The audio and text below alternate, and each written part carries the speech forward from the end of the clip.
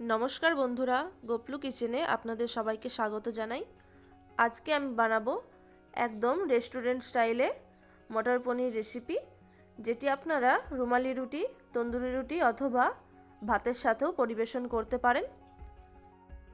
তাহলে দেখে নিই আজকের এই দারুণ লোভনীয় রেসিপিটা। মটর পনির বানানোর জন্য এখানে আমি 450 গ্রাম পনির নিয়েছি। পনিরটা আমি পিস পিস করে কেটে নেব। পিসগুলো আমি খুব ছোট করব না, মোটামুটি একটু বড় করেই কেটে নিচ্ছি। দেখুন বন্ধুরা, ঠিক এই রকম পিস করে নিয়েছি। আপনারা চাইলে এর থেকেও ছোট পিস করতে পারেন। পনিরের পিসগুলো করে নিয়েছি। এবার একটি ডেচকির মধ্যে কিছুটা পরিমাণে জল গরম করে নেব। ওর মধ্যে 200 গ্রাম কাঁচা মটর দিয়ে দেব। মটরগুলো আমি 5 মিনিটের মতো সেদ্ধ করে নেব। মটরগুলো সেদ্ধ করার সময় এতে দিয়ে দিলাম হাফ টিস্পুন লবণ। 5 মিনিট পরই গ্যাস অফ করে দেব। অপরদিকে একটি ফ্রাইং প্যানে 4 টিস্পুন সাদা তেল নিয়েছি। ওরই সাথে 2 টিস্পুনের মতো বাটার নিয়েছি। এখানে আমি পনিরগুলো ভেজে নেব। তেলের সাথে যদি বাটার দেওয়া হয়, বাটারটা তাহলে পুড়ে যায় না। এবার তেল আর বাটার গরম হয়ে গেলে ওর মধ্যে পনিরের পিসগুলো দিয়ে দেব। একবারে সব পনিরগুলো ভাজা যাবে না, তাই অল্প অল্প করে দিয়ে ভেজে নেব। এখানে কিন্তু আমি পনিরগুলো ভাজার সময় লবণ বা হলুদ কিছুই মাখাইনি। এই অবস্থাতেই পনিরগুলো লাল করে ভেজে নেব। দেখুন পনিরগুলো এরকম ভেজে নিয়েছি। এবার একটি স্ট্রেনারের মাধ্যমে ছেঁকে তুলে নেব। মটর পনির বানানোর জন্য পনিরগুলোকে খুব বেশি লাল করে ভাজার একদমই দরকার নেই, হালকা একটু ভেজে নিলেই চলবে। মটর পনির বানানোর ক্ষেত্রে তেলের সাথে যদি বাটার ব্যবহার করা হয়, সেক্ষেত্রে মটর পনিরের টেস্ট কিন্তু আরও বেড়ে যায়। বাকি পনিরগুলোকেও একই রকমভাবে ভেজে নেব।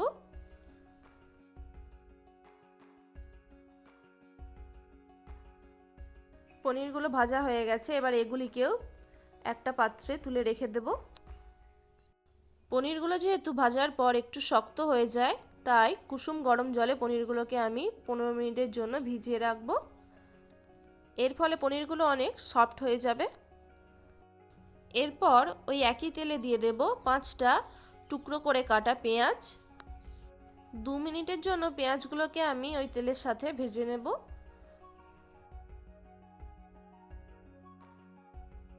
2 মিনিটের জন্য পেঁয়াজটা ভেজে নিয়ে এবার ওর মধ্যে দিয়ে দিচ্ছি 6 টুকরো আদা এবং 15 থেকে 20টা রসুনের কোয়া। ঝালের জন্য দিয়ে দেব 8টা কাঁচা লঙ্কা।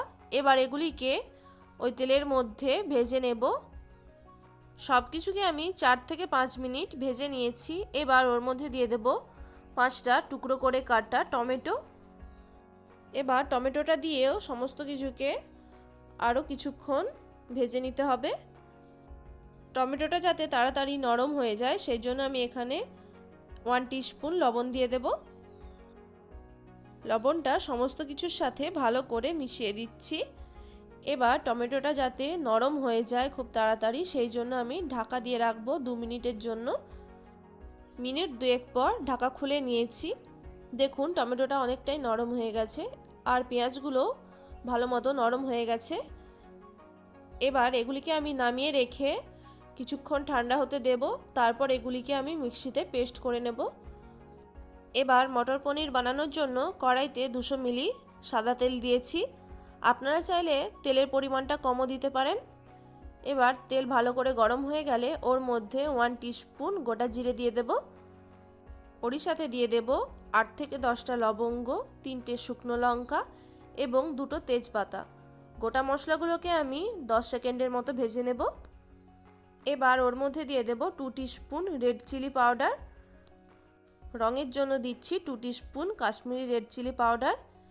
ধাবা স্টাইলে পনির বানানোর জন্য এখানে কিন্তু 2 রকমের লঙ্কার গুঁড়োই ব্যবহার করতে হবে। এবার দিয়ে দেব 2 টিস্পুন ধনে গুঁড়ো।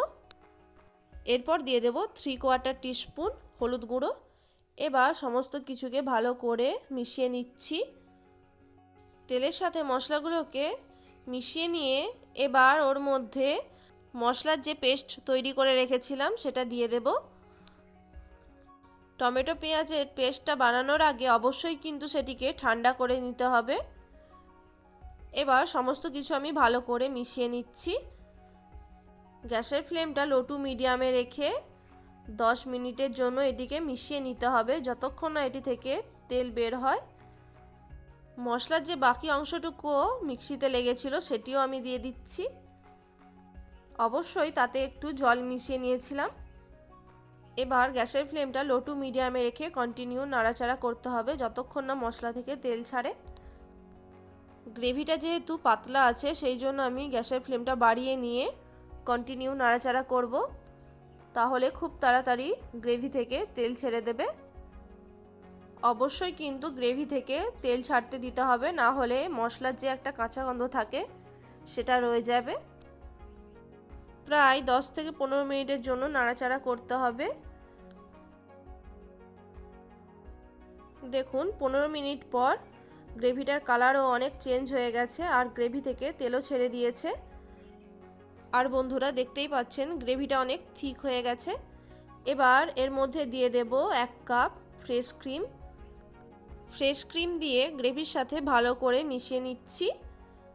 ধাবা বা রেস্টুরেন্ট স্টাইলে মটর পনির বানানোর জন্য অবশ্যই কিন্তু ফ্রেশ ক্রিম ব্যবহার করতে হবে। এরপর ওর মধ্যে দিয়ে দেব সেদ্ধ করে রাখা মটরটা দিয়ে গ্রেভির সাথে 2 মিনিট নাড়াচাড়া করে নেব।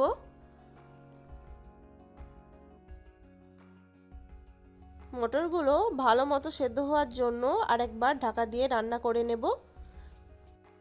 1 মিনিটের জন্য ঢাকা দিয়ে রাখবো। 1 মিনিট পর ঢাকা খুলে নিয়েছি। এবার ওর মধ্যে পনিরগুলোও দিয়ে দেব। পনিরগুলো কিন্তু আমি 15 মিনিট পর জল থেকে ছেঁকে নিয়েছিলাম। পনিরটা দিয়ে ভালো করে গ্রেভির সাথে মিশিয়ে নিচ্ছি। আচ্ছা, একটা কথা বলে রাখি, পনির আর মটর যেহেতু আগে থেকেই নরম হয়ে আছে সেই জন্য বেশিক্ষণ সেদ্ধ করার দরকার হবে না। 2 মিনিটের মতো পনিরটা নাড়াচাড়া করে ওর মধ্যে আমি হাফ টিস্পুনের মতো গরম মশলা দিয়ে দিয়েছি। এবার দিয়ে দিচ্ছি 2 টিস্পুন কাসুরি মেথি। মটর পনিরের ফ্লেভারটা বাড়ানোর জন্য অবশ্যই কাসুরি মেথি ব্যবহার করতে হবে। এবার সবশেষে দিয়ে দেব ধনেপাতা কুচি। শেষবারের মতো সমস্ত কিছু ভালো করে মিশিয়ে নিচ্ছি। দেখুন বন্ধুরা, আজকের রেস্টুরেন্ট স্টাইলের মটর পনির রেসিপি সম্পূর্ণ তৈরি। রেসিপিটা কেমন লাগলো অবশ্যই কমেন্ট করে জানাবেন। ভালো লাগলে ভিডিওটিতে একটি লাইক করে দেবেন।